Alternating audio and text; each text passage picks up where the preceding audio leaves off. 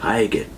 We're in Christianity and the Social Crisis, Walter Rauschenbusch, page 198. The chapter, The Work of Social Reconstruction. And he's reaching the end of his argument. The outcome of the discussion.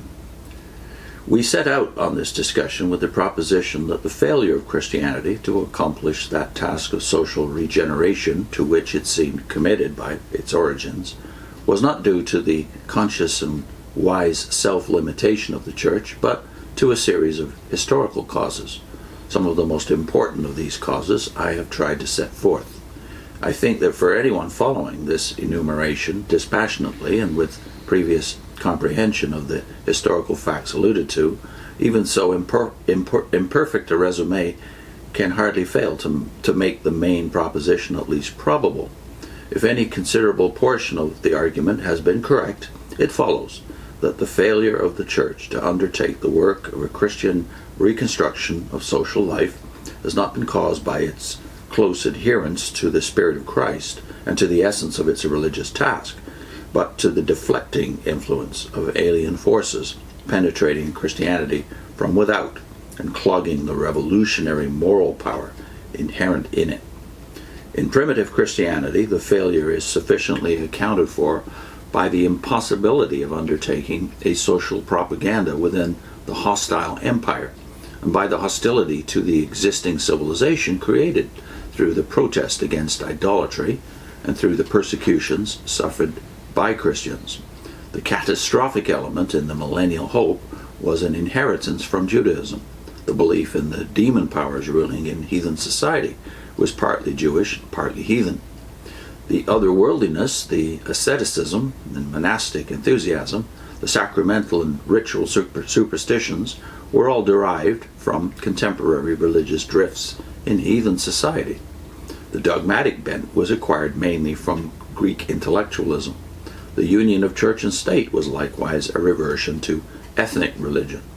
The lack of political rights and interests among the mass of Christian people and the disappearance of the original democracy of church organization were part of the curse of despotism which lay upon all humanity. The lack of a scientific comprehension of society was in the main inevitable in the past stages of intellectual progress. At first sight, such a conception of Christian history seems like a tremendous impeachment of the Church for apostasy and dereliction of duty, but not to anyone who understands the patience of God and the infinite slowness and imperfection of historical progress. It takes so long for new ideas to trickle down through the solid strata of human life, so long for new conceptions to get sufficient grip on the mass of men to sway them, so long for the moral nature of the social body to be sensitized. Anyone who has had experience in the training of children or young minds will realize how hard it is to build a lasting basis of independent intelligence and firm morality, and how opposing influences perpetually neutralize the best work of the parent or teacher. Anyone who has honestly tried to live a Christian life himself will be ready to take a humble view of the success attending his efforts. Anyone who has tried to train a single church or club or trades union to take high points of view and rise to nobler lines of action will realize how hopeful and how disheartening the task is. When Jesus bent his soul to uplift humanity, he set his shoulders to a task which is not accomplished in a day.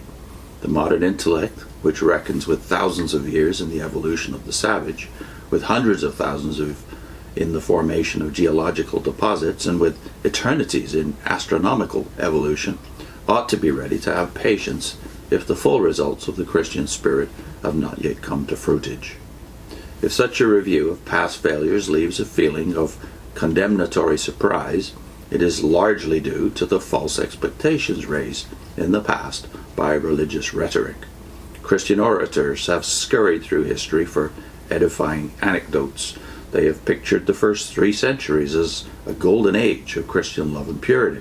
They have assumed that the enthronement of Christianity as the state religion of the empire and the apparent conquest of paganism meant the actual disappearance of pagan habits of mind and customs. As if anything set up by thousands of years of history could vanish into thin air.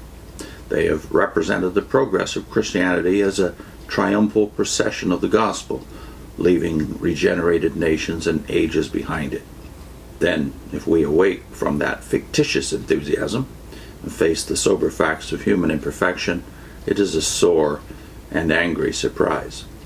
To say that Christianity in the past has largely followed alien influences and has missed its greatest mission is not to condemn the men of the past. They followed the light they had and threw their lives into the pursuit of that light with an ardor that puts us to shame. If we have any zeal for the truth in us now, it is altogether likely that we would have shouted for the homoousios or the homoiousios had we walked the streets of Alexandria in the 4th century. He's alluding here to the subtleties of the debate that broke out over the nature of Christ back in the days of Nicaea and beyond. If I had known St. Francis, I hope I should have had grace enough to become a Franciscan friar and to serve the Lady Poverty. If destiny had put me on the chair of St. Peter, I hope I should have made a good fight against the encroachments of the secular power on the sacred heritage of Christ and the Vicar of Christ. But being a 20th century Christian, I hope I shall do nothing of the kind. If the men of the past flinched in following their ideals, they must answer to God for it. Also, if they consciously taught what was unchristian or quenched the better light in others. Next time he goes on to the passing of these causes, that is, the historical negative aspects of the development of Christianity, the passing of these causes in modern life. I'll put a link into why JW.org, that is, the Watchtower will fall and the church will stand.